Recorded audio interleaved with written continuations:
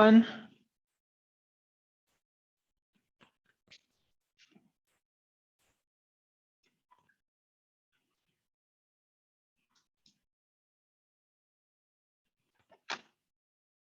from Qaid-e-Azam.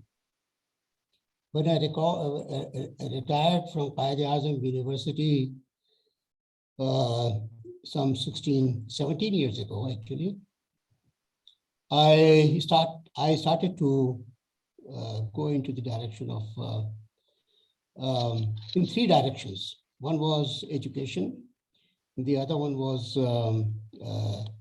nuclear issues and technical issues in nuclear non-proliferation and disarmament.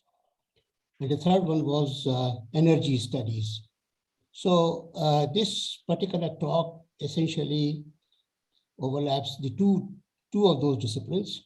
Not exactly about technical issues of non-proliferation, but about the nuclear energy, the place that nuclear energy has in the nuclear scenario.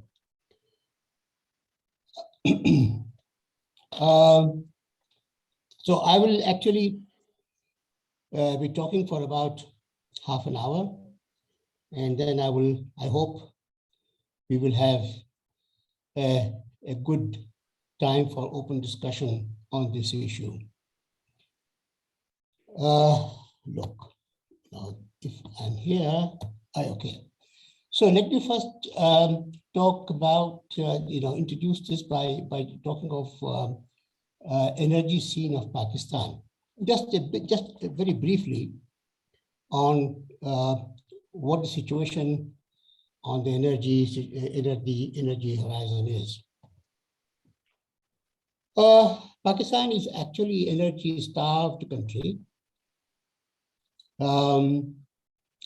We have the following sources. We have some, oil, gas, coal, and renewable energy sources, of course, plus electricity.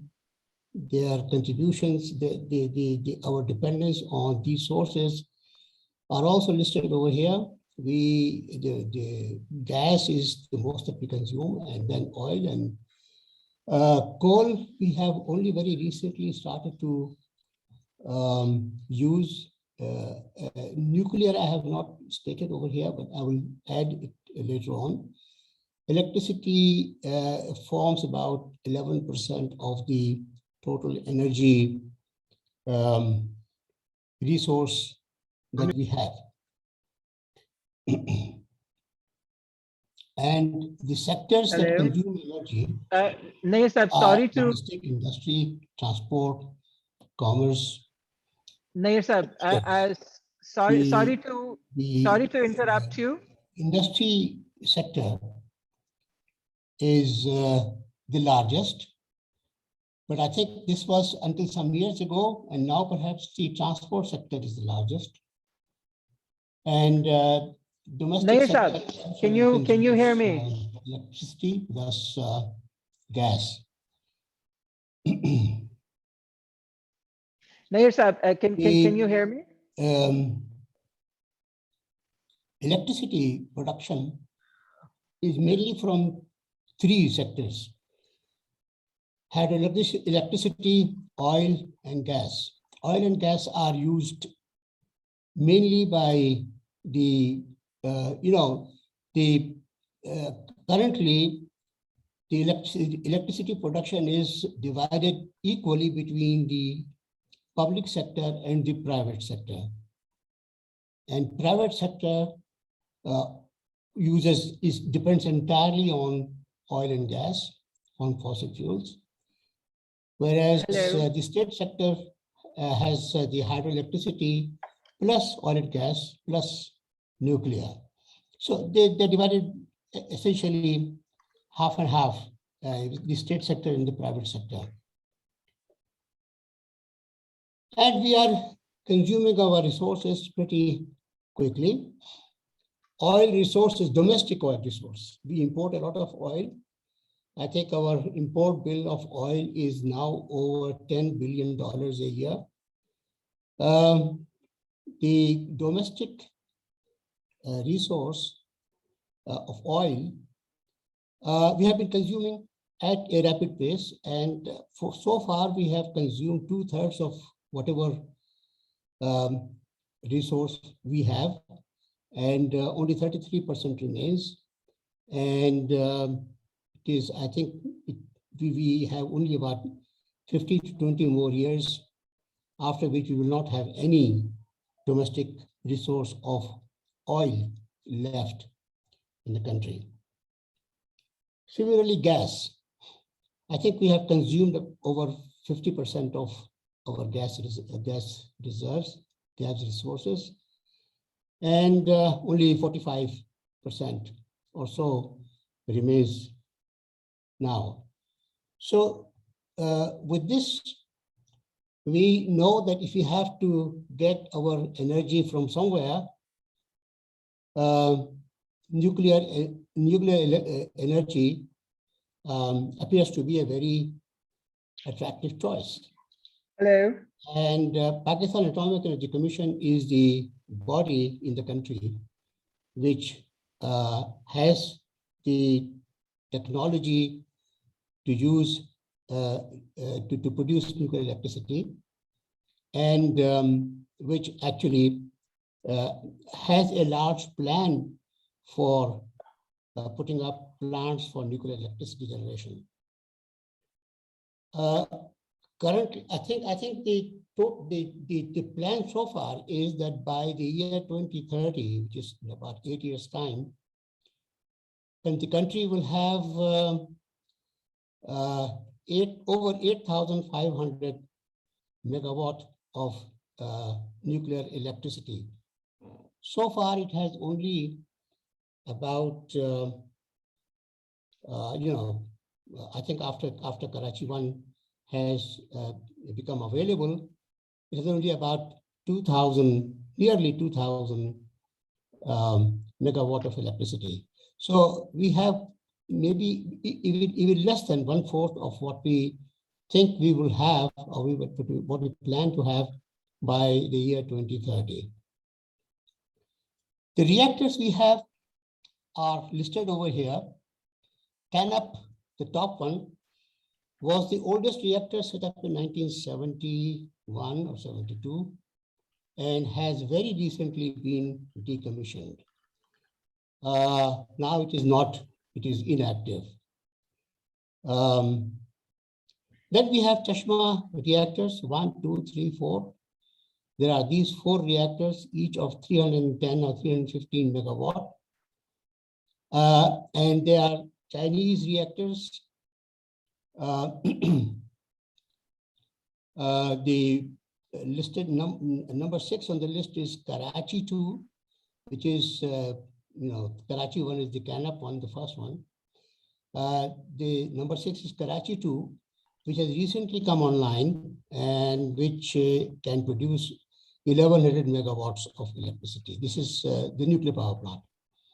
So Karachi 3 is still the fuel perhaps has been loaded onto it, but has not has been connected to the grid. So that electricity is still awaited. And therefore I have put that in gray color. We have therefore Chashnook 1, 2, 3, 4 and Karachi 2. The total supply of nuclear is 1,240 from there and 1,100 from here, 2,500 megawatts of nuclear electricity. And let me show you these Chashnook reactors. This is on Chashma, near Chashma Barrage. This is the Chashma Jhelum link canal.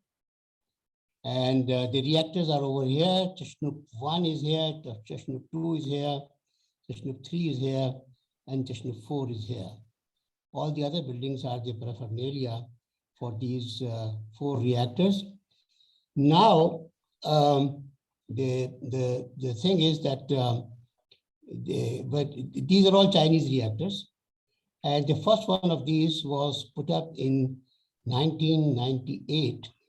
So, or year 2000 actually, started was connected to the grid in year 2000. So it is already 20 years old.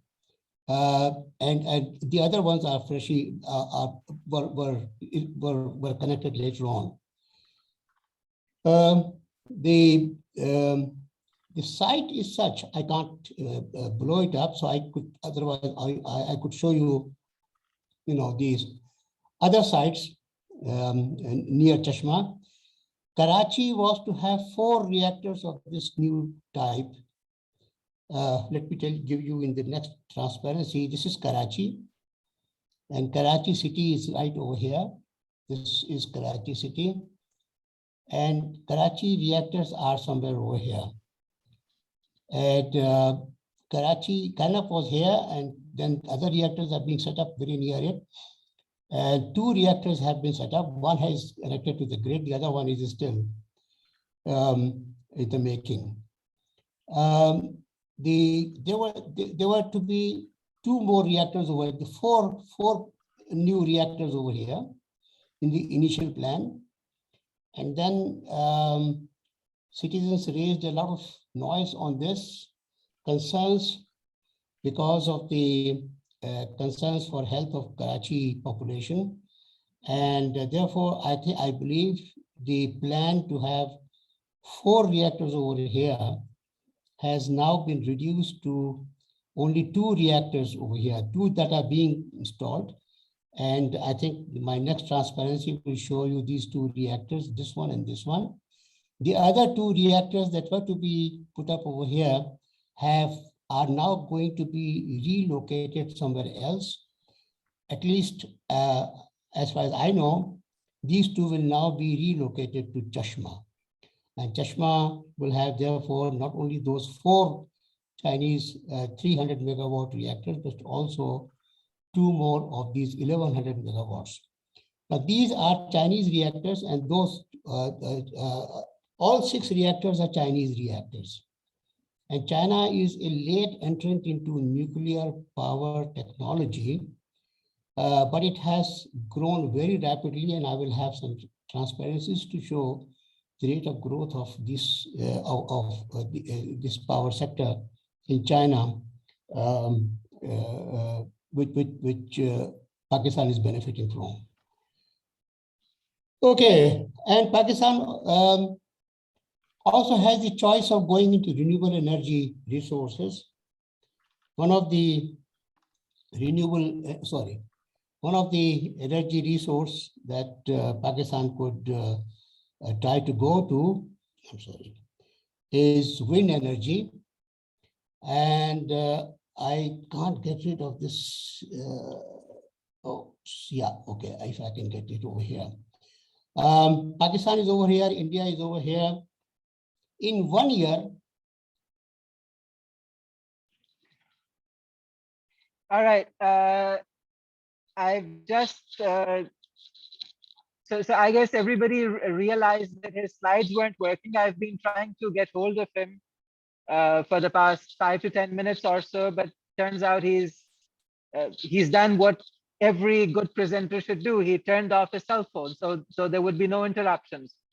But then he also apparently turned off his hands-free, so he couldn't hear my interruptions. So let's try contacting him, and let's hope that we can reestablish connection. Please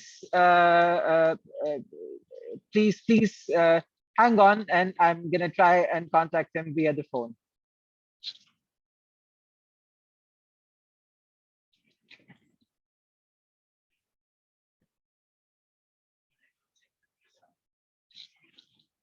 No, I mean, this actually, yeah, that's a possibility.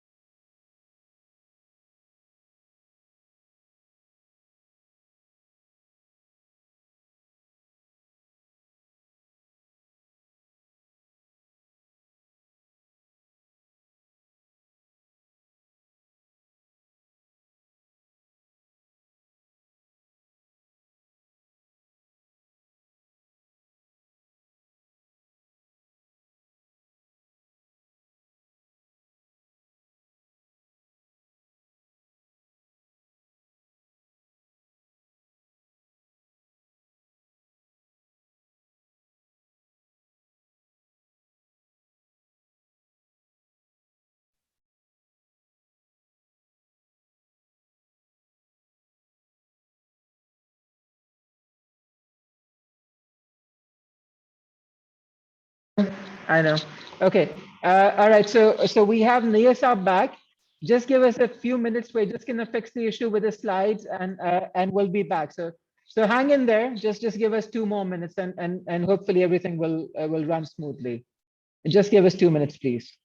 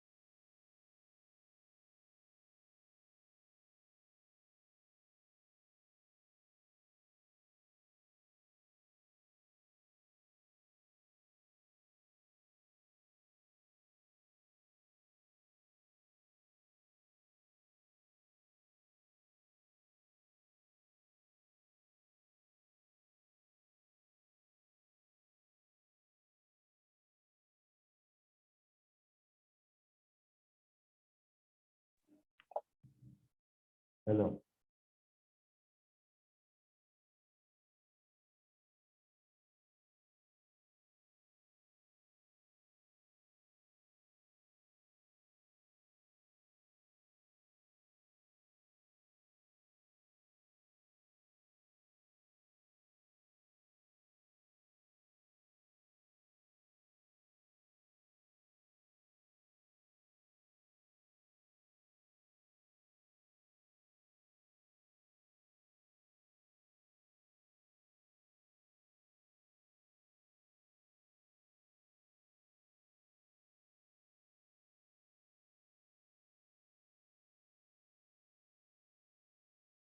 हाँ दबा दिया अब हो गया okay. Okay, now I will not go to full screen and I will show with this, okay? All right, can I continue? All right, so I'm assuming that now everybody can hear me and my transparencies are right before you. Nayyar sir, can you hear me? Yes. Right. So I'm just going to request you to please keep the hands-free in your ears in case there's another interruption. So I guess we can hear you now, and your slides are moving. So please continue. Okay. So this is the energy scenario. Pakistan is short of energy, and I showed this by showing that the energy consumption, we have been consuming our energy pretty rapidly, and particularly in the case of electricity, generating energy. Sorry, I started receiving calls from somewhere else. Okay. So domestic oil resources, we have already consumed 2/3, only 1/3 remain. Domestic gas resources, we have consumed more than 55%, only 45% remain. And therefore, nuclear is an option. And among the nuclear, we have Atomic Energy Commission managing all our nuclear power production problems. And they used to have a reactor in Karachi called CANUP, Karachi Nuclear Power Plant, which was set up in 1971 or 72, and has only very recently been decommissioned, have been put out of service. It was initially 125 megawatt reactor, reduced down to 80 megawatt after 40 years or so, and then it has now been decommissioned. Then Pakistan started to look for nuclear reactors from anywhere else. Pakistan cannot, at this time, Pakistan cannot make a nuclear power plant by itself. It will have to buy it from somewhere. But to buy it from anywhere in the world, it will need to have approval of the nuclear suppliers group. And nuclear suppliers group says that we can allow you, provided you sign nuclear non-proliferation treaty as a non-nuclear weapon state, which Pakistan is not ready to do. And therefore, China has come to our assistance, and China says China is a late entrant into nuclear power plant production technology. Therefore, it has started to make these reactors. Among the very first that Chinese made, we bought one in year 2000 or so. And since then, this reactor, Chashnuk 1, has been working over there.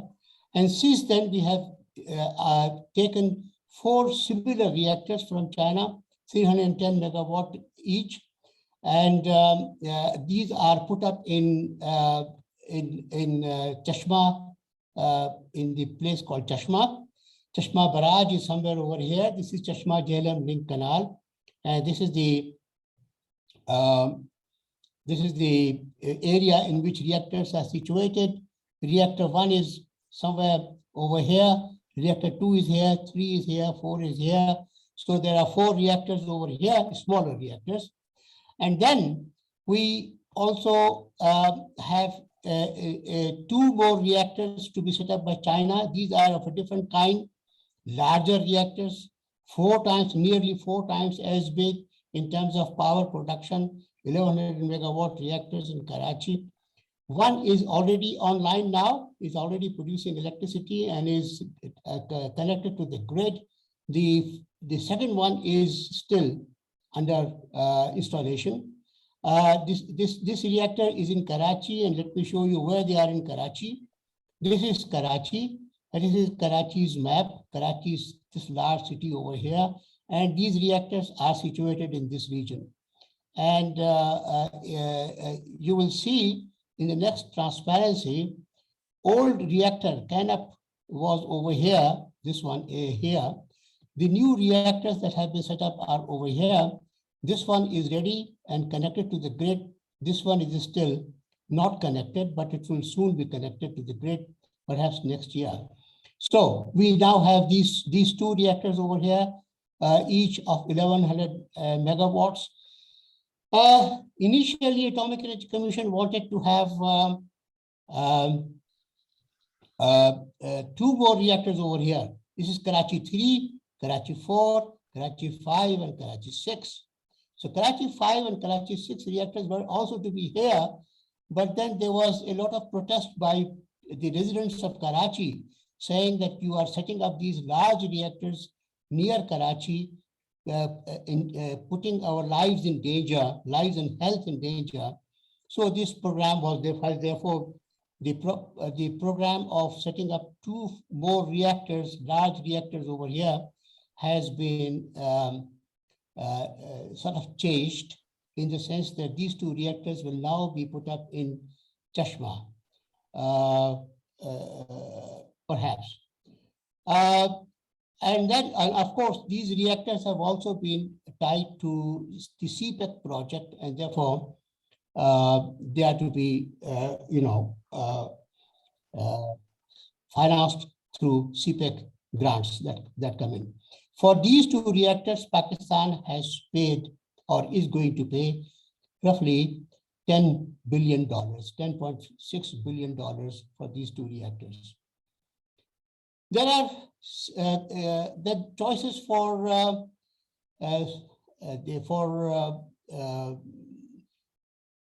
renewable energy resources, wind energy and solar energy.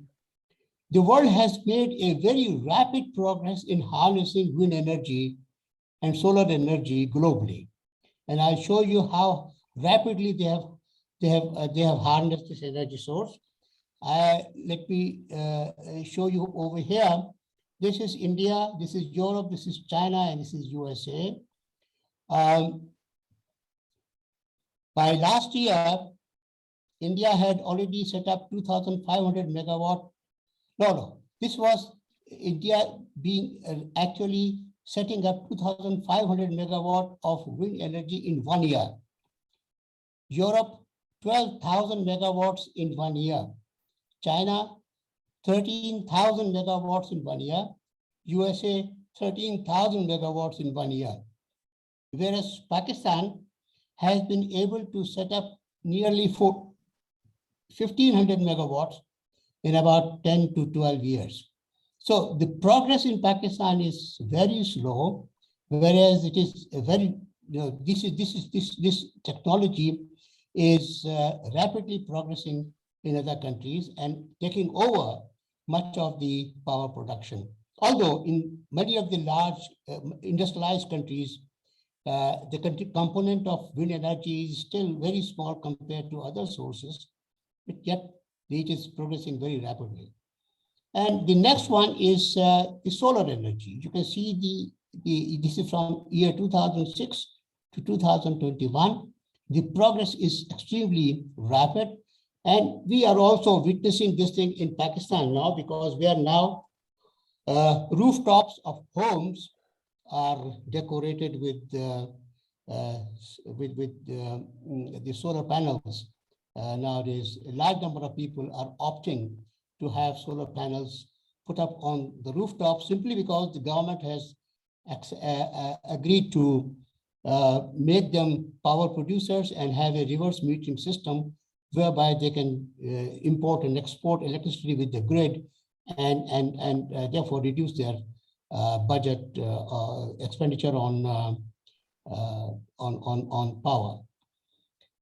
Okay, so this is the situation now. NEPRA has said that the power, as far as electricity is concerned, installed power generation capacity is now in Pakistan.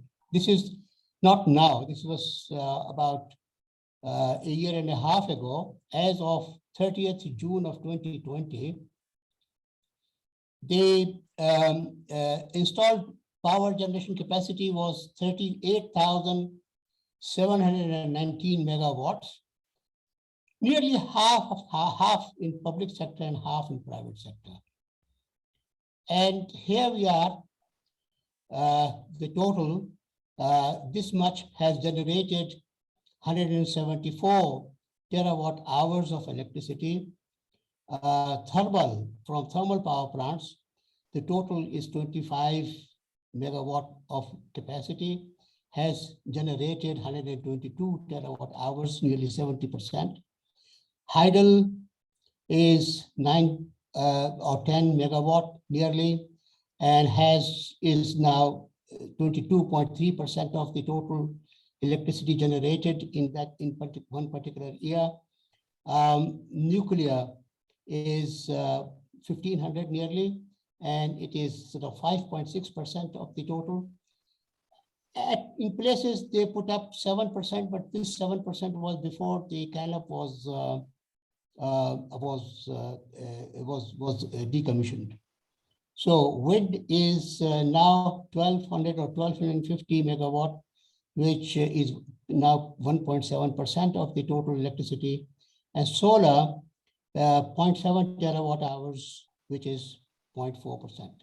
So this is the general situation of electricity generation in the country. Let me take you to the global trends in nuclear electricity. Let's have a look at the global trend. The global trend is as follows. I will bring this back over here. Okay. This is the global nuclear electricity production between 1985 and 2020.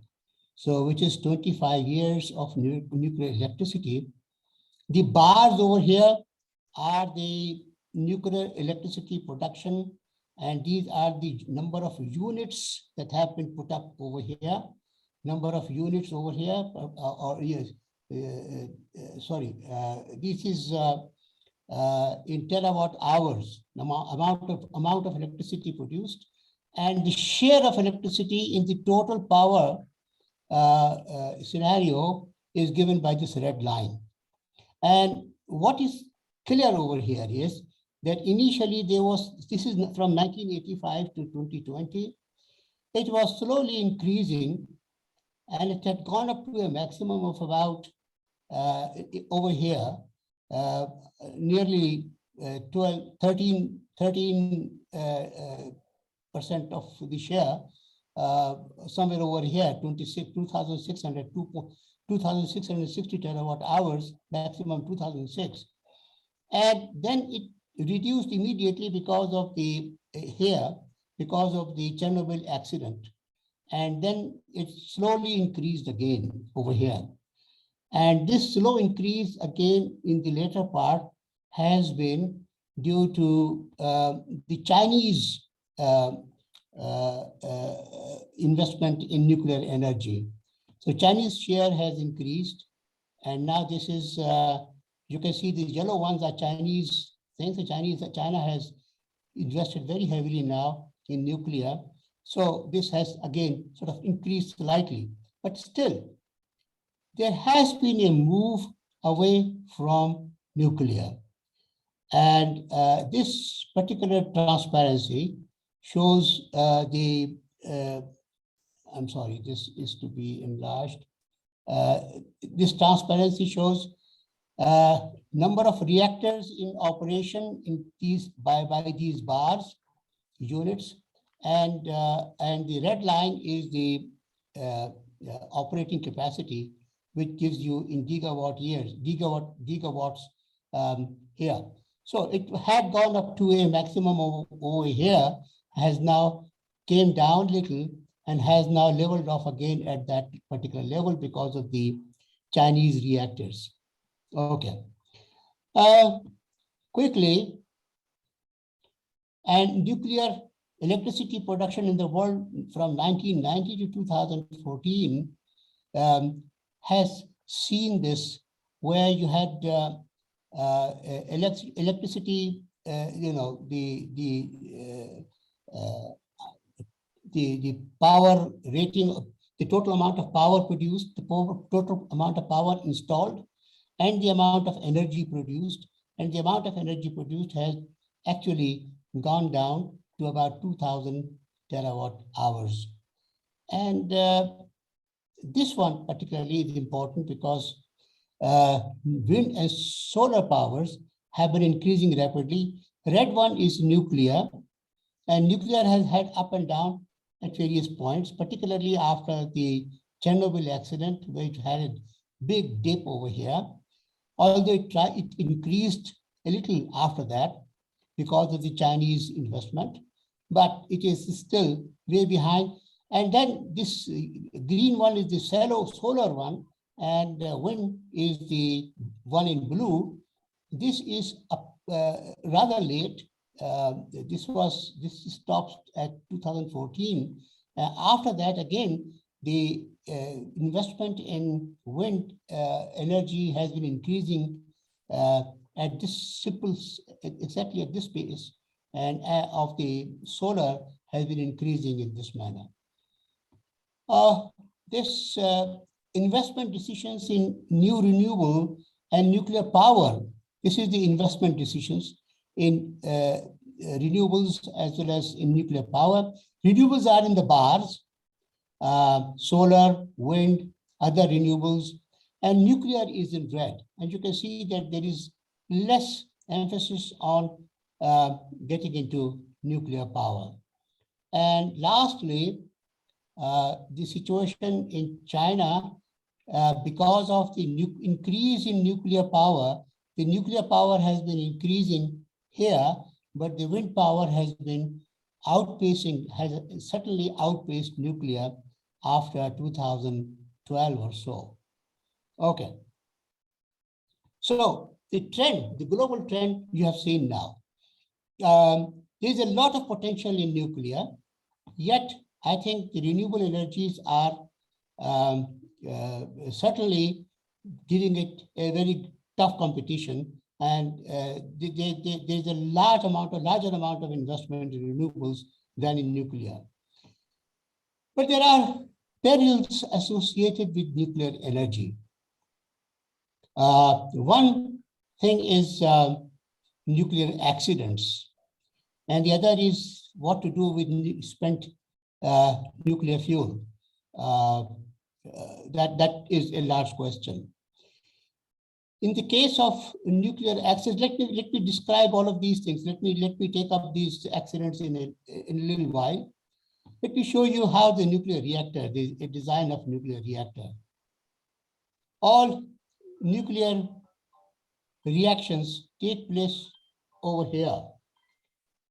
All nuclear reactions take place in this reactor vessel. This reactor, this is the nuclear fuel over here, the core. These are the control rods that control the pace of the nuclear reactions. And this is the coolant system. There are 3 coolant systems shown here. The primary coolant system, the secondary coolant system, and then the third cooling system. And the secondary one particularly is connected to the generators for production of electricity. This is usually encased in a containment structure, and because of the experience of the Chernobyl reactor accident in 1986, now I think people have started to understand the importance of containment structure. Otherwise, all of these things then leave and pose danger to the public. So let me take you through possible nuclear reactor accidents. The worst possible nuclear reactor accident is the one where core melts down. The core meltdown happens when the coolant water doesn't go fast enough, and it doesn't carry out. It doesn't carry the heat from here to the secondary and the tertiary coolant systems, and it heats up very rapidly. When it heats up so rapidly, the whole entire core melts down. That is the worst possible accident. It can actually then blow up with because of the production of hydrogen in the core, and because in the containment structure, and then this can actually blow up and throw out all the very highly radioactive core at that point. The core consists of, you see, usually there's uranium, which is burnt over here, plutonium as well, but mostly uranium.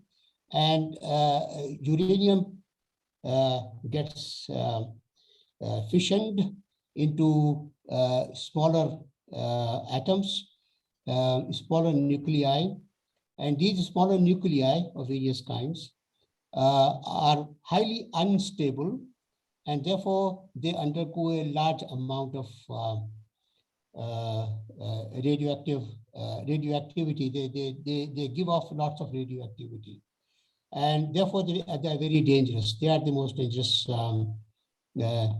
output of this. Now, these accidents that happened, so the release of radioactivity from the reactor, or accident at the spent fuel pond, when the reactor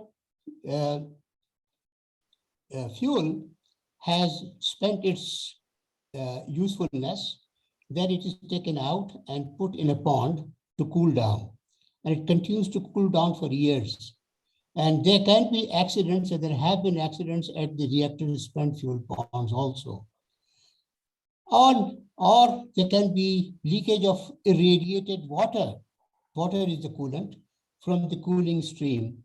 That can also be one serious accident in nuclear reactors. Some of these are less probable, others are more probable, but even when they are less probable, they entail risks to the population. First nuclear accidents were these three.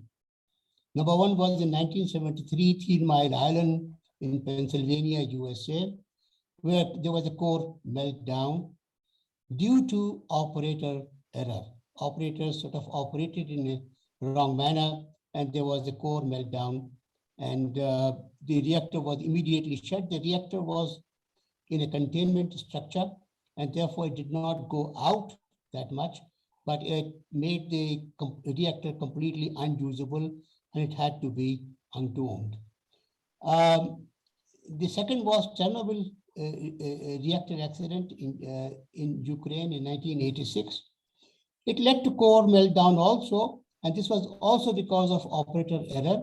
Operators were making some experiments, unauthorized experiments, and in those experiments, they made some mistakes, and then the whole process went out of control.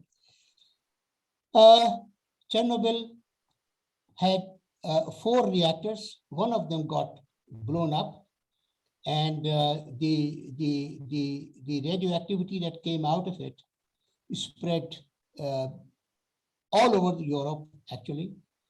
This happened when I was also in nearby Italy at that time in Trieste, and we were advised not to go out so much because people were very uncertain of how much radioactivity is spread where. The radioactivity spread out all over Europe, and in fact, some of the animal grazing grounds were contaminated, and animals grazed that fodder, and the milk from those animals were also found to be contaminated, and therefore that was also to be thrown away. The last one was Fukushima. Fukushima reactor was more recent. It was happening 11 years ago in March 2011. It was core meltdown, but it was a different kind. The reason was a little different.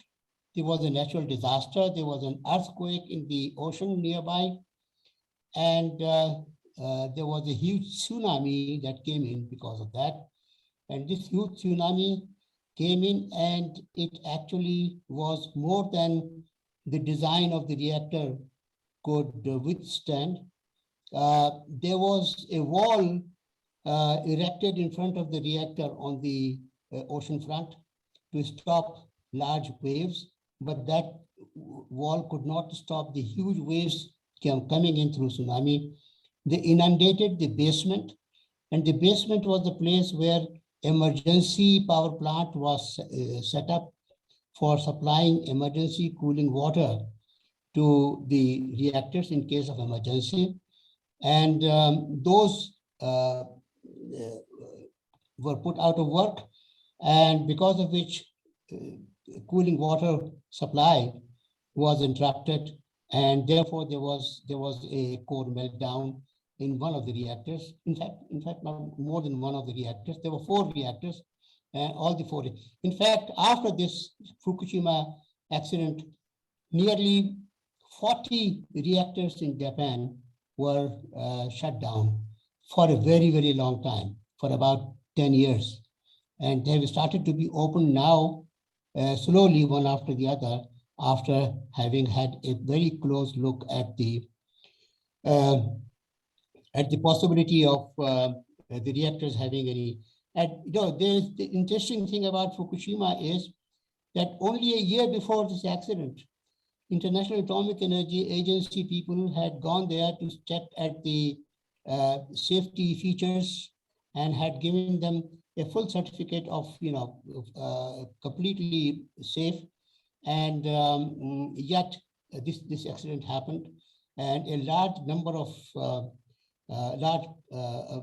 number of people had to be evacuated from nearby villages and towns. And this I will show you the cost that this particular reactor accident has incurred on the Japanese government and the people.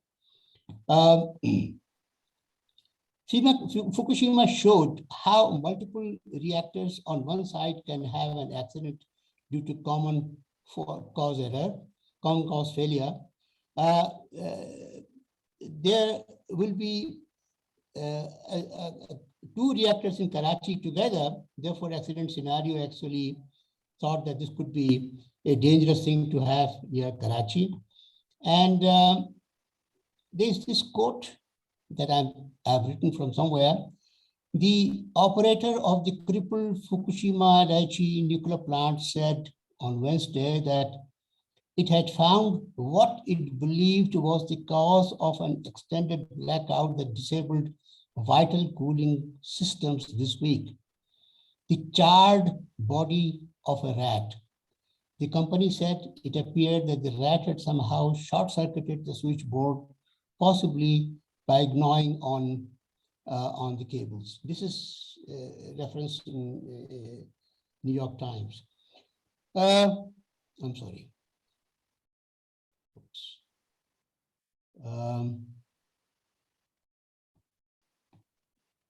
And so a large nuclear accident is a disaster. Lives of hundreds of thousands are at risk. It requires intervention of a disaster management system like NDMA. It definitely requires mass evacuation, which needs designing a robust system, planning in advance, and rehearsals. I must tell you that smaller kind of nuclear accidents had been pretty common in the early decades of nuclear power industry. But people learned and started to take precautionary measures and safety measures. And in fact, taking those safety measures had increased the cost of nuclear power tremendously in the beginning. Anyway, that is what the situation is now. Now people are pretty sure. They call it Generation 4 nuclear reactors. The ones in Karachi that have been put by China are called Generation 4 nuclear reactors, in the sense that now they have learned from the experience, they have many important and good safety measures. Fukushima disaster cost estimates, I'm going to present them. This is the most recent one, and I have described nearly all of it. Let me go to the cost estimates. These are, done by government of Japan. And they say that the Fukushima reactors, initially in 2011, they had made this estimate that this is how much will it cost: decommissioning, decontamination, compensation, and others. So they were only thinking of decommissioning and compensation and put up some money, and therefore they thought that $74.3 billion will be needed. 3 years later, they included decontamination, and decommissioning costs also increased, and compensation also increased, and and therefore this cost increased to 114.7 billion. 2 years later, the cost of decommissioning increased by a good factor, from 20 to 75. And decontamination also, now they learned that they needed much more amount for decontamination, nearly doubled. And similarly, compensation also increased by a large amount. So it was about $206.5 billion now. In 2021, they revised this again. And while decommissioning remained the same and decontamination decreased a little, this one included now some extra costs of about 20 billion. And therefore, the total cost went up to 223 billion. Now, these were all Japanese government's estimates for meeting the consequences of the Fukushima reactor. 223. One reactor, like Karachi reactor, two reactors have cost about $10 billion. Well, actually, that is the cost that Pakistan will pay to China. Perhaps you say it's equal amount could be paid by Pakistan itself, so about $20 billion for two reactors. For one reactor, you put it up, you spend $10 billion. But if you have face an accident, then the cost of meeting the consequences of the accident can be very, very large. Let me show you in this transparency the estimates made by a private enterprise, energy research. And this was done in 2017. And you can see that the government estimate in 2016 had 207 as the total cost. These estimates were first $463 billion, now $658 billion. So there's a very large amount of uncertainty on the amount of money that you will incur if there were an accident. So let me come back to Karachi. I think the last bit of my talk. Karachi is this large city, and the reactors were going to be built near it, and I showed you how they were going to be built over here. Population centers are not very far from it. And we did some simulation analysis of the wind patterns and dispersal of, if suppose a bad accident happens over here and the contamination spreads out from here and goes towards city, what happens? So we have a few transparencies showing how this would spread out. This is where the reactors are, and it will actually spread out towards the east in a very large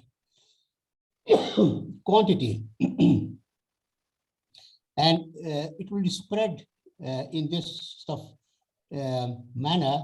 It will go up to the north and spread out over nearly the entire province of Sindh. What it shows is that Karachi is a place, when Karachi 1 Canop reactor was established, Karachi was not close to it. Karachi was still some distance away, and therefore Canop reactor was far away. Also, the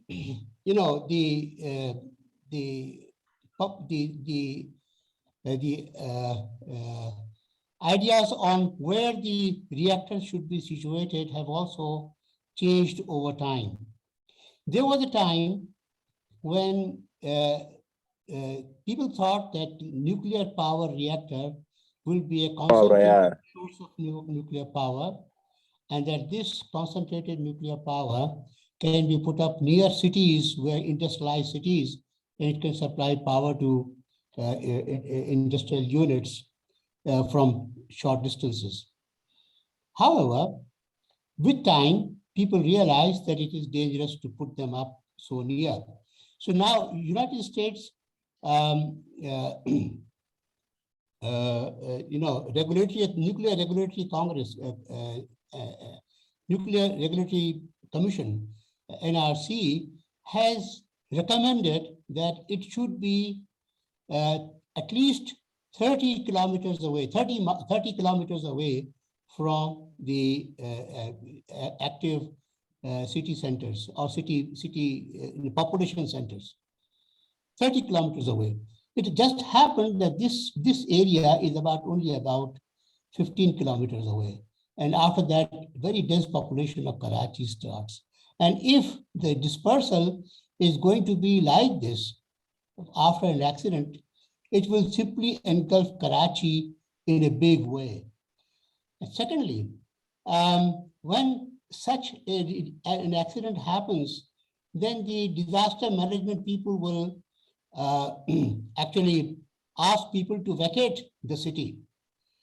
And in vacating the city, they will find that Karachi has only two large roads from which people can go out, one towards the east and one towards the north. And there is no other way. And people, and it will be evacuating 20 million people from Karachi will become a near impossibility. And therefore, it will basically be affecting, it will injure people, it will cause harm to the population in Karachi. This was the basic thing on which we contested siting of large reactors near Karachi, because of which two of the reactors have now been relocated to another place. And only these two reactors will be there, but let us hope that no bad accident happens in Karachi. If it does, then Karachi population will be in a great deal of danger. Similarly, if you go back to Kanab, to this place, Chashma. Chashma is very close to Indus River over here. And if something happens over here, the contamination is bound to affect the water that is flowing. This is Chashma Jhelum link canal, so it takes water from Indus River and takes into Jhelum River. These rivers can get contaminated, and these rivers supply water for agriculture, and therefore contaminated water for agriculture would greatly pose a great deal of danger to the population. So there are these perils. Definitely, these are the perils. There is a promise with nuclear power, but there are very serious dangers with nuclear power. And although people have been making effort to reduce the dangers, but we do not know how far they can actually make it sure that bad accidents like Fukushima do not happen anywhere. This is where I will stop, and I will then wait for your questions. Thank you very much. Thank you very much, Nayyar Saab. I hope I'm audible. Yes, you are. Yes, we can now take questions. I see a couple of people have written in the chat box. So, Sarmad has his hand up, and actually Sarmad has had his hand up since the beginning of the talk. So let's hear him out, and then we can move to the other people who've written comments, and then gradually we can take other questions as well. So Sarmad, please go ahead. Okay, so last time I had a hand up to try to gain Professor Nayyar's attention because of the problems. So that is irrelevant. But one of the first questions that I want to ask Nayyar is that one of the important slides he showed says that most of our energy requirements are spent on transportation, right? And when I think about it, our transportation is extremely inefficient. I mean, we don't have public transport system. We have ignored, our railways. I mean, even from Lahore to Faisalabad, I think the track is a single track. We haven't even been able to build two railways. So wouldn't one of the better approaches be not just to concentrate on the supply side, how to produce energy, but also on how to consume it efficiently? Perfectly right. You are very right. I think this is where we are making a huge mistake. And we are making actually these mistakes multiple times. Rather than increasing public transportation, we are actually encouraging people to buy private transportation systems, buying cars. We are facilitating the purchase of cars through banks, and people now, Pakistani roads are completely clogged everywhere with cars, and therefore they consume fuel, make us very short of this precious thing. And secondly, they are spoiling the environment, intoxicating, making it very toxic. And And this Lahore and Karachi and Islamabad have become pretty notorious in respect to on Peshawar in terms of the toxic environment from fumes. So certainly, and railways, you are very right. I mean, all over the world, railway is the most efficient system of transportation, particularly for heavy goods transportation. But over here, we have destroyed railway system that was very efficient in this country has been destroyed. And what we have now is a road transportation system, which is managed by organizations like NLC, which you can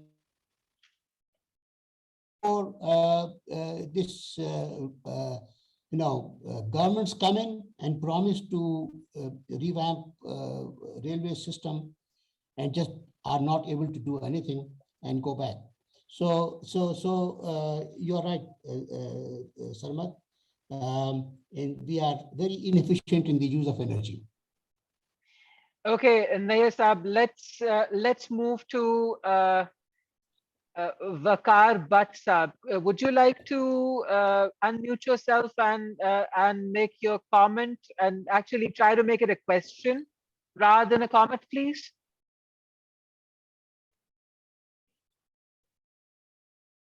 I see you've written a few things on the chat box. Would you like to ask a question to the speaker? Or is it Amber Afreen? You also have, you actually put a question here. So could you, would you like to say it out loud, or shall I just read out your question? Amber Afreen.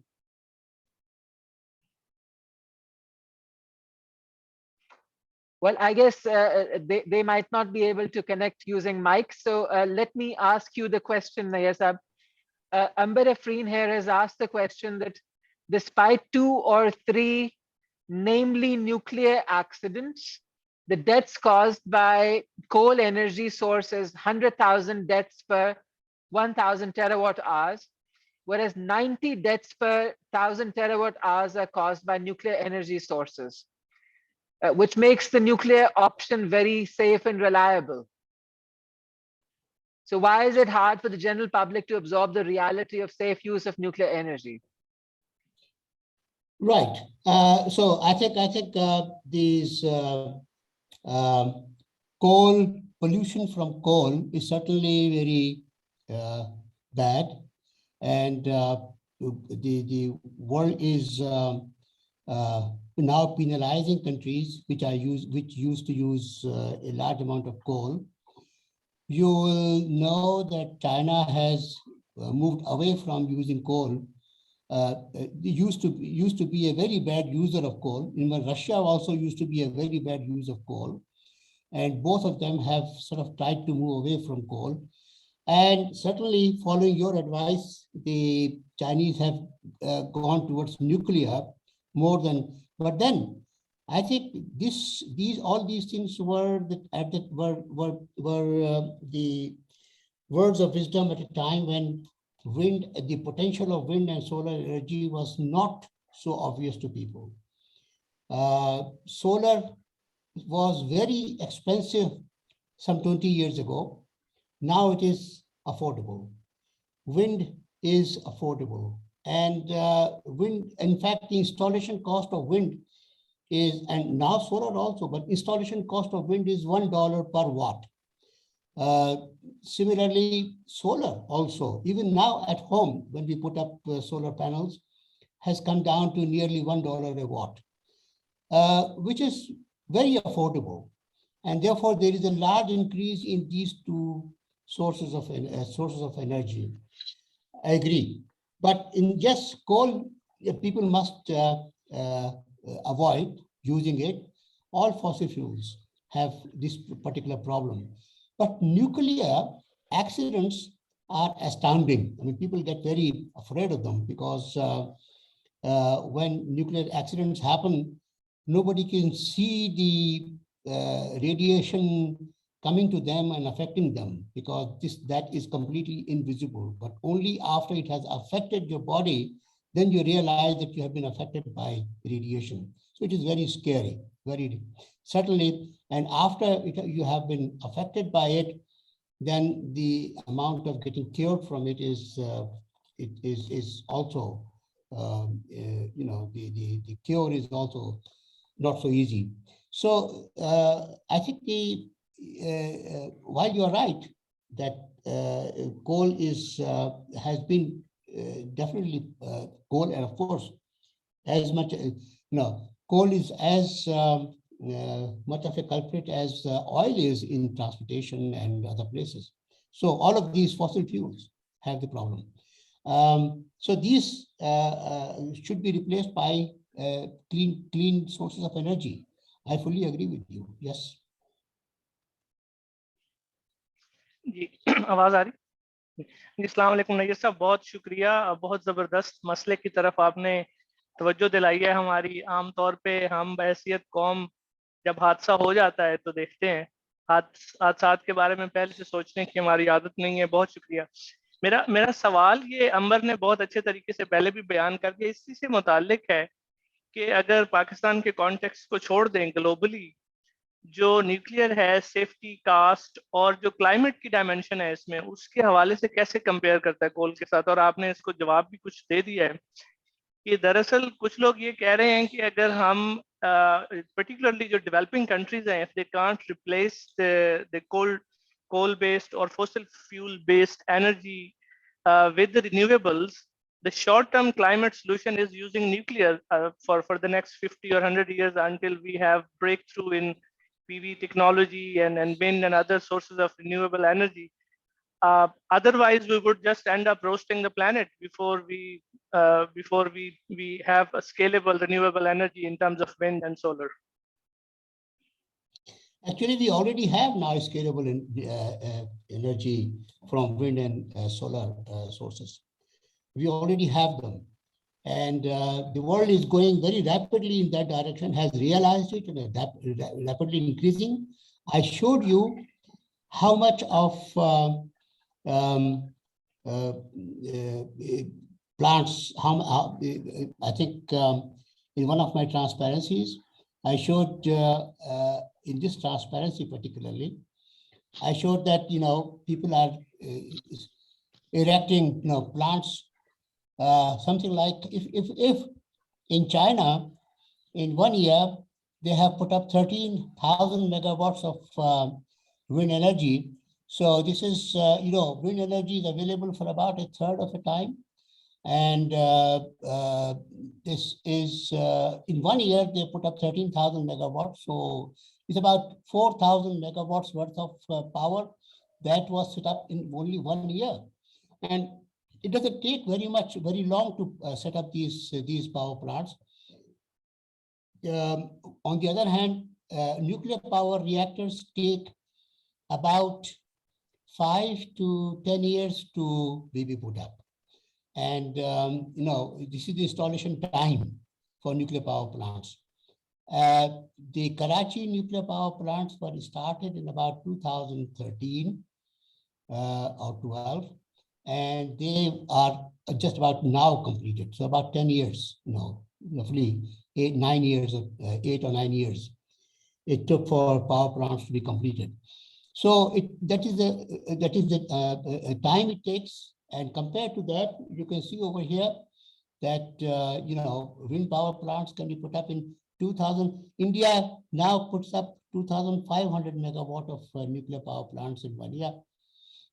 Pakistan has not done that good. I mean, Pakistan, over these many years, it has put up only 1,500 megawatts of wind power plants. I think it will have to do much better, but you are right. So I think the coal and there should be a very strong movement against using coal. Although Pakistan is now trying to use whatever resource it has in the third coal for generating electricity, but the amount of pollution it is going to make will be tremendous. Third coal is not a clean coal, and the technology that is being used is not by first cleaning the coal and then using the energy out of it, but just burning it as such. And therefore, the amount of gases coming out of it will be will harm the environment. And since it is in the desert area, so nobody cares about it. But then the air is not going to, the toxic gases are not going to remain stuck in that desert area. They will spread out everywhere, and therefore we will all suffer. So we should be wary of that, and we should therefore Pakistan. There's a lesson for it in Pakistan. Pakistan should be spending more on renewable energy resources like wind and solar. And that is something that we should all stress upon. Okay, thank you, Nayyar Saab. Could Zawar Saab, could you please ask your question? Zawar Haider Abadi. Please unmute yourself and ask your question. Yeah, thank you very much, Rizwan. Thank you, Dr.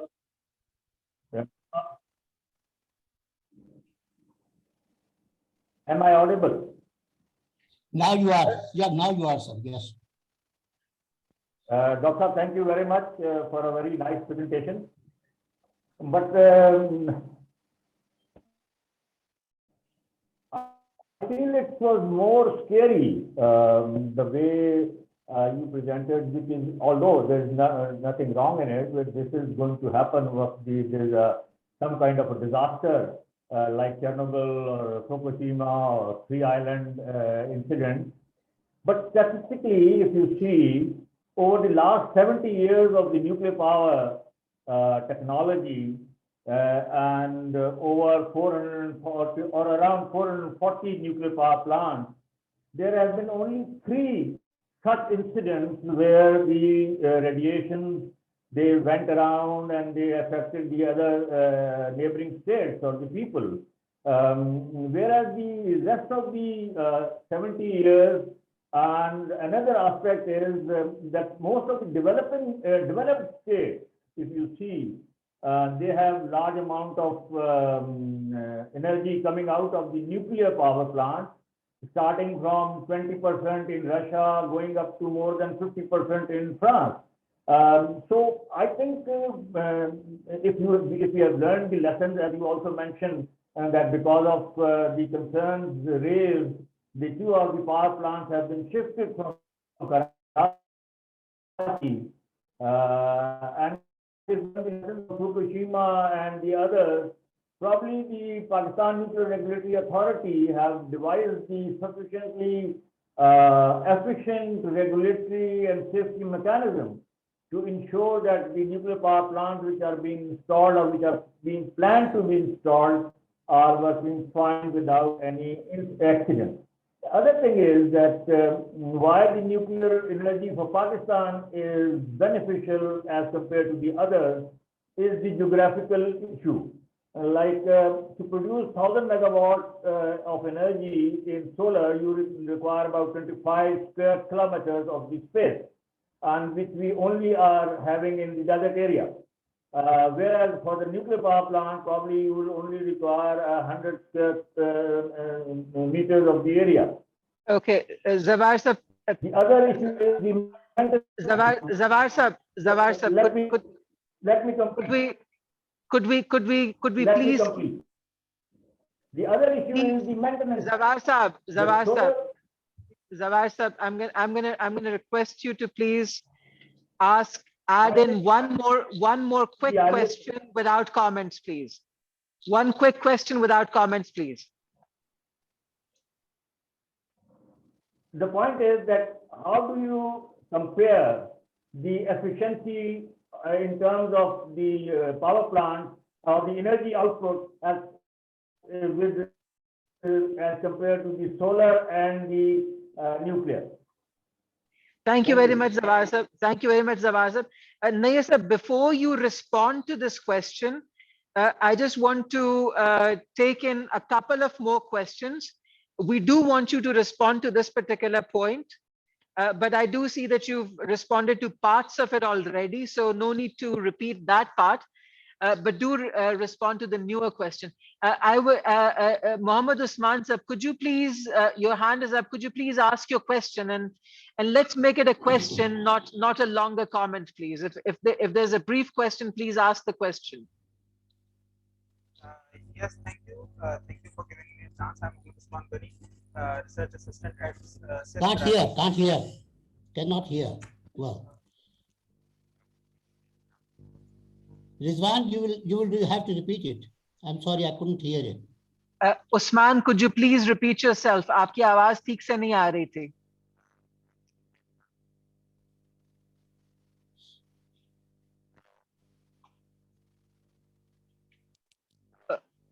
Usman, we've lost you. Okay, Nayyar sir, there's a question in the chat box. You should come to that. There's also Vakar sir, could you, your hand is raised. Could you please? I don't see a microphone connected to your system. So are you the person who wrote these comments earlier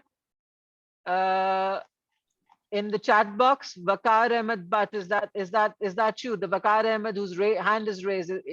If that's you, your comments are already out there. But if it's somebody else, then maybe you can just write your comment. Usman, please go ahead and ask your question. I see. Yes. Yeah. Ma'am, Yeah. can you hear me now? Yeah. Yes. Now it's better. Now it's better. Okay. Okay. Thank you for giving me a chance. I'm Mohammed Usman Ghani, a research assistant at CIS Karachi.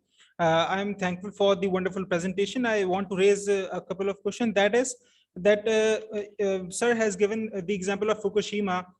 So we see that after that incident, the reactors were opened up again gradually and slowly. Similarly, we see that at the global level, there is a competition, not only in the nuclear reactors, but also in the field of nuclear weapons. There is no global disarmament. So the question is that without a global solution, without a solution at COP26 or at the global political level, how can there be a local solution at the Pakistan's level? ठीक हो गया, Usman. Your question is taken. Thank you. Nayyar Saab, why don't you respond to these questions, and then we can take a question in from Humar Rahman, that's in the chat box. Nayyar Saab, please respond to Yes, these I two had questions. read Humar Rahman's question, and I must tell you quickly that she has asked me what is the disposal cost of wind turbine blades. I have no idea. I have not seen any literature on it yet, but it might be a question. I don't know if the material that is used in blade turbines is reusable or not. I do not know. So this is my answer to Humar Rahman's question. Zafar Abidi Sahab had several questions, but I think, as you said, I had already answered some of them. So one of them is comparing, the nuclear technology in Europe. Yes, you are right that in France, still, I think 60–70% of the electricity is produced by nuclear power plants. And similarly, in some other countries, not so much as in France. France is really the leader in the world in terms of the percentage of power being produced by nuclear reactors. But take the example of Nordic countries and of Germany, for example. Germany is shutting down all of its reactors and has promised not to put up a new reactor, has dismantled already built up nuclear reactors. Italy was also building up a nuclear reactor, has dismantled it because it did not want to go that way. So there is this realization also that by putting up nuclear reactors, you endanger populations around it, although the risk factor may be, small, because as you say, 440 reactors and accidents in only 3 reactors all over for over 70 years. So this risk is very small, but still the governments think in terms of avoiding even that risk to their people. And that is what they're doing in case of many of the European countries. I gave you names of. And I think the point is that these two technologies, wind and solar, are nascent technologies. They are still developing, and solar particularly is something in which there will be, people are expecting to see many more newer technological innovations and developments and through research. And you see, in 2003 or 4, me and my friends have published a paper on the cost of, on the feasibility of putting up a grid level solar power plant at that time. And we had come to the conclusion that it is so expensive that unless there is a subsidy from the government, it would not be possible to put that up. This was a published paper. And now there are grid scale power plants. People are putting up grid scale power plants because the cost of solar has come down tremendously. And the solar power solar panel has a lifetime of about 30 years, possibly 40 years, we don't know, but certainly 30 years. And therefore the investment is not bad at all. So I think in case of nuclear, the question of non-proliferation, etc., do not come in, because unless the countries are making their own nuclear power plants and are very mischievous and trying to hide the technology that they are using over there, these two things are quite different from each other. They will not be they will not lead to a nuclear power. Nuclear power is going to be easily given to people, given to countries, except that they would not be given to countries. They will simply be those countries which have already acquired nuclear weapons and are not signatories. Hello.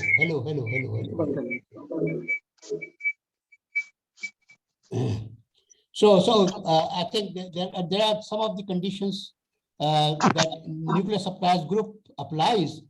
In case of India, it relaxed those conditions as well. So those conditions are also something that are not going to come in the way. So I mean, there are these points that one needs to consider. I think our point is that if nuclear power reactors are to be built in the country, you should see the economics of it, and you should also see that it is not at all harmful to the population living nearby. Those are the foremost things that one should keep in mind. And Usman, your weapon disarmament thing, I think I've already answered. These are quite different things, and therefore nuclear technology. Well, one thing is very certain, that in the 1950s and 1960s, nuclear power plants were being promoted in third world countries. There were these newly established companies which were making new nuclear power plants, and they were coming and they were asking the countries to buy nuclear power plants, and larger countries were ready to subsidize that purchase. That is not the case now. Although the nuclear industry, in terms of some larger industrial giants of the nuclear industry, have faced tremendous losses in recent years, they still are not willing to bet on the money that comes their way. I mean, if that they would violate the international laws like the LSD restrictions and so on and so forth. Nayyar Saab, let's move to someone else now. I'm going to hand over the microphone to Waqar Saab. But I just wanted to slide in a comment of my own. Being the host, I'm perhaps I'm allowed to do that much. So I was just saying that, okay, I mean, like a lot of these questions and concerns about, well, the West has this much % of their power coming in from nuclear and all that, and so I mean, they invested in an earlier time. For us, it's only 5% of our total energy that we're using. As far as I'm concerned, I would be much happier spending it for putting emphasis on more renewables rather than anything else. But anyhow, that's me. Other people will be worried more about perhaps getting nuclear. Waqar Saab, please go ahead. You've been patiently waiting. Please go ahead. It's your turn to ask. Okay, thank you very much. Thank you so much. Just Nayyar mentioned about Germany. They are shutting down their nuclear power plants because they have a lot of potential for others. Like, for example, wind. I know Pakistan Science Foundation carried out a couple of projects. They conducted the survey in the whole country. Only feasible places for solar, these wind energy is for coastal areas. Well, if you install your windmills in the coastal areas, there are a lot of problems in transmission, a lot of losses. So if you have other options, then of course you should have to go towards this. And the second main concern is that this wind and solar and hydro, these are seasonal. So they cannot take the base load. Only the nuclear can take the base load. That is very strong point, which we can think that we should not. And then, you know, at right now, the most developing country in the world is China. They are building 50 nuclear power plants. Right now, you understand? So nuclear power, why they are going towards the nuclear power? Because it has a lot of advantages. They think that it is neat, clean, and they mentioned these three accidents. And you know, in these three accidents, how many casualties? How many casualties were done? If you have, for example, small accident of aeroplane and a train accident, sometimes hundreds of people are killed. So you say that if the accidents, the nuclear accidents will be very serious for these nuclear power. These are accidents. For example, if there is tsunami, or for example, there are natural disasters like earthquake. You know, so many people can die. So you cannot say that this is very dangerous. So of course we have to think about our country, right? So this is my point, that the nuclear power, we have to go as far as we can. Now only just Nelson mentioned about the NSG. Well, NSG is not you say the custodian of the world for the nuclear power. You know, they have given the waiver to India. Why? We have the same, but he is also not the signatory of NPT. So if we think that NSG can dictate us, I don't think so. We should have to make our own decisions for our own country, right? So nice, thank you. Waqar, thank you very much for your questions. I also had read in your you have written about this base load. Hello. Hello. Can you hear me? Can you hear me? Hello. Hello. Hello. Can you hear me? Can you hear me? We can hear you. We can hear you. Okay. Good. Am I audible? If you just give me a second, I just wanted to have the final question for the session. I just wanted the last question to actually be asked, and then you can respond to both of them together. Abbasi Saab, please go ahead and unmute yourself and ask your question. Sarmad, I see you also have a point. Could you just write your point in the chat box? Sarmad, could you write your point in the chat box, please? Abbasi Saab, please unmute yourself and ask your question. Assalamu alaikum, everyone. Am I audible? Yes, you are. Yes, you are. Okay, thank you so very much, sir, for the very informative presentation. This is Zubaida Abbasi from the Center of International Strategic Studies, Sindh, Karachi. I wanted to ask the whole crux of your presentation, but fortunately you have already summed up by just using this one line that Pakistan should be more prone towards using renewable options, right? I believe that nuclear energy is also a renewable option. Other than that, sir, as far as I have understood in whole my life, this world actually always, work upon the equation of probability. So when you talk about nuclear safety and security, it is indeed a matter of concern. However, the world should be more worried about the country with 6 reported nuclear theft and radioactive sales incidents in just 1 year, right? And the energy waivership are to be given to the same country. So I believe that that's more concerning rather than Canada itself. The second thing is I would like to share this in good faith that Pakistan has, alhamdulillah, established good practices and lauded widely by IAEA for setting examples to the for the developed countries and other developing countries as well. So that would be in favor, that would be more good for us that if we got approved our NSG membership, so we can expand the horizon of civilian utilization. Third thing, as Mr. Wakar has mentioned already. Excuse me, please.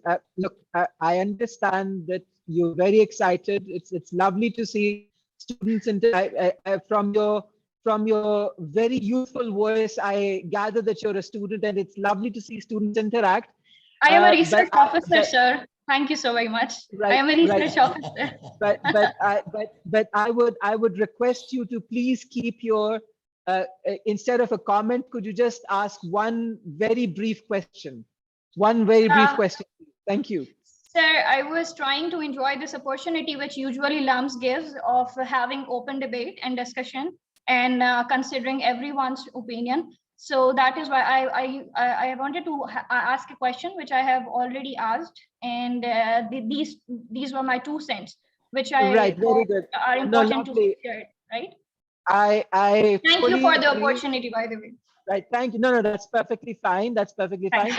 It's not a matter, you see, it's not a matter of closing the debate. It's more a matter of how much time we've spent on this thing. And I'm already personally getting late for my next meeting. I'm like already 13 minutes late to my next meeting. So I'm just going to request Nayyar Saab to close the discussion at this point. And he's very generous. We can always have him over at some other time as well.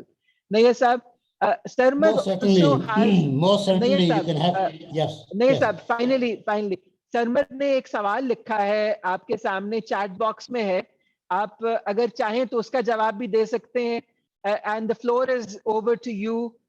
This is the last questions that we're going to take. Thank you everyone for attending. We'll let Nayyar Saab respond and then we'll close the meeting. Nayyar Saab, please go ahead. Okay. Sarmad's question was what were the arguments given for keeping 2 reactors near Karachi? Why not at least to move all of them away? What is the argument from the Atomic Energy Commission? Sarmad, let me, since I've asked this question now, from what we learned, there was no solid argument about it. The only thing was that initially when the Karachi's first reactor was established, it was far away from the population center. And at that time, the restriction was not of 30 kilometers, and therefore it was acceptable. Now, if they move away from this site towards the west, then they will be actually going into Balochistan, and they did not want to go into Balochistan.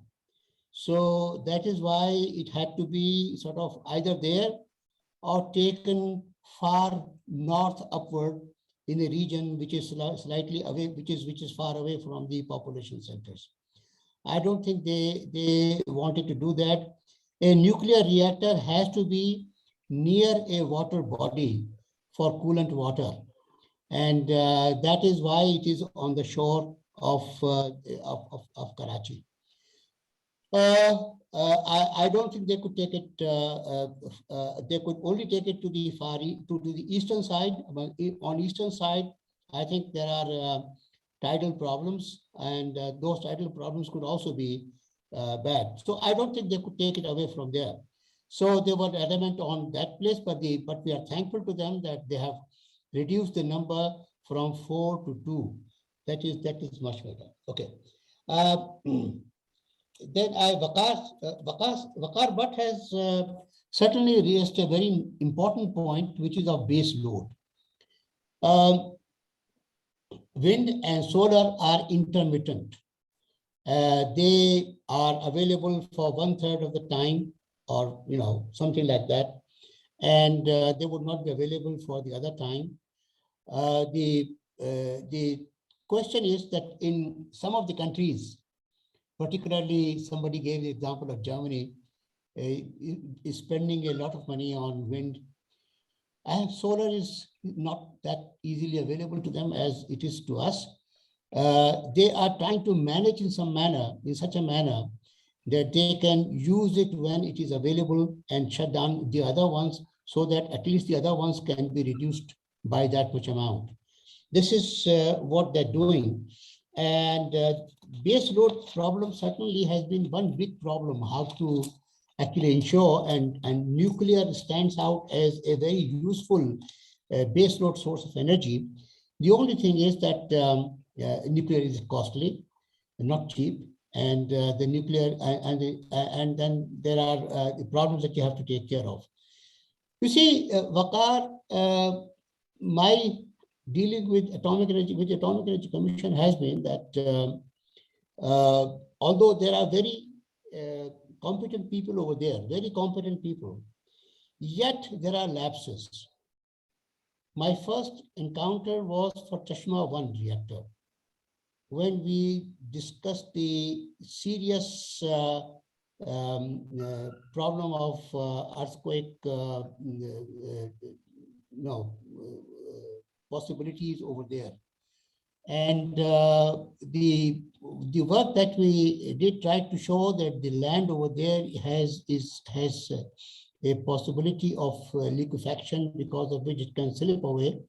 And that was communicated to them, and they actually, because of that, they had to do a resurvey of the whole thing. They had not done the second survey that was necessary for a more recent survey of the land for earthquakes. And they did that after we intervened. Similarly, in Karachi, as I said, after we showed the danger to the Karachi city and Karachi population, they moved 2 of the reactors out of Karachi, which means that they initially had not thought of it as a possible source of danger. And similarly, they still insist that the zone, safety zone around a reactor should be only 5 kilometers. Their literature says so, and they insist that it is only 5 kilometers. And but the USNRC says 30 kilometers, and IAEA also says 30 kilometers. So 20 or maybe 25 kilometers. So I think this adamance on insisting a lower number just because they cannot find a more suitable place for it is a problem that we see with Atomic Energy Commission people. And they were very eager simply because they were getting a reactor from China, which they would not get from anywhere else. Okay, that answers that question. And actually, there wasn't any answer to that question. I agreed with him that base load is a problem, but there is a question of managing it properly. Similarly, Zubaida Abbasi, I mean, I didn't see any question coming from her. There were some comments, but I think the nuclear versus renewable, is such that, although China is continuously increasing nuclear, but the rate at which it is increasing renewable is much, much more than that of nuclear. And nuclear takes a very long time to establish, whereas renewable takes very little time, and therefore that is found to be a much more profitable source of energy. I think this is what I have as an answer to her question. Thank you very much. Thank you very much, Nayyar sir. It's always a pleasure to talk to you. Usually it's more fun.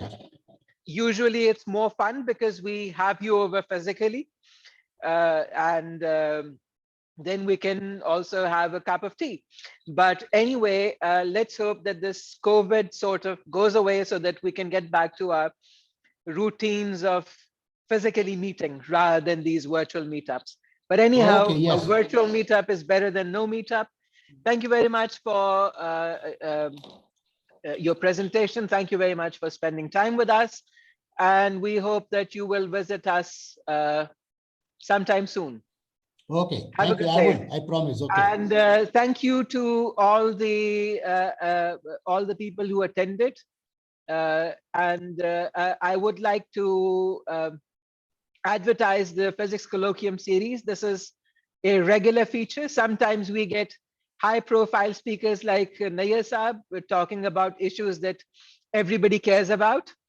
But many times we talk about more mundane things like what is the nature of physical laws. Those talks are also very interesting though. So perhaps a few of you might be interested in it. This is a regular series. Tune in every Thursday at 2:30 p.m. during the semester. Goodbye, everybody. Goodbye. Thank you, Nayyar Saab. Thank you, Rizwan. Thank you. Bye.